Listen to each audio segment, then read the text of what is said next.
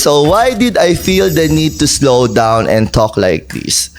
So I think I just so tired lang explaining myself and also pretending to be someone. So kasi parang growing up, ang galing ko kasing mag-curate nung personality ko in a different person. So para magustuhan ako ng taong kunyari pag may kausap akong lalaki, nag-aaral pa ako ng mga interest ng lalaki. Like, inaalam ko kung sino nanalo sa mga PBA, mga ganyan. Just to have a conversation with the guy na parang makapasok ako agad sa interest niya. So, pag nagpasok ko sa interest niya, magkaka-jive kami. So, ganun ako mag-curate.